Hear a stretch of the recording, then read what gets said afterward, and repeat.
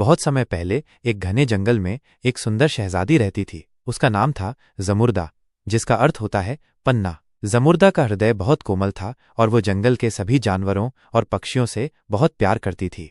एक दिन कुछ लोग जंगल में आए और उन्होंने पेड़ काटना शुरू कर दिया। जमुर्दा ये देखकर बहुत दुखी हुई। उसने उन लोगों से पेड़ न काटने की विनती की, लेकिन वे नहीं माने। जमुर्दा जानती थी कि अगर पेड़ कटते रहे तो जंगल तबाह हो जाएगा और जानवर बेघर हो जाएंगे। इसलिए उसने जंगल छोड़ने का फैसला किया। वो अपने घोड़े पर सवार हुई और रोते हुए जंगल से निकल गई। उसके आंसू जमीन पर गिरते ही हीरे बन गए। जमुर्दा को इस बात का पता नहीं था, लेकिन उसके आंसू बहुत कीमती थे।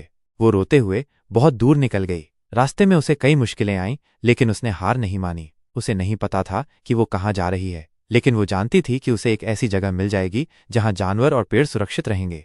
कई दिनों तक भटकने के बाद जमुर्दा एक सुंदर घाटी में पहुंची। वहां उसने एक नदी देखी और वो बहुत खुश हुई। उसने नदी के किनारे एक घर बनाया और वहां रहने लगी। जमुर्दा ने उस घाटी में एक नया जीवन शुरू किया। उसने वहां के जानवरों और पक्षियों से दोस्ती की और वे सब खुशी से रहने लगे।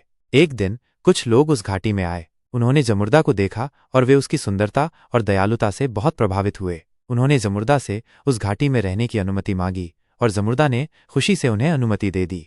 धीरे धीरे उस घाटी में एक गांव बस गया। जमुर्दा गांव की राजकुमारी बन गई और वो अपनी प्रजा के साथ खुशी से रहने लगी। जमुर्दा ने कभी अपने आंसुओं के बारे में नहीं बताया। वो जानती थी कि उसके आंसू अनमोल हैं, लेकिन वो उन्हें सिर्फ दुख के लिए इस्तेमाल नहीं करना चाहती थी। जमुर्दा की कहानी हमें सिखाती है कि हमें हमेशा दूसरों के साथ दयालु रहना चाहिए और कभी हार नहीं माननी चाहिए।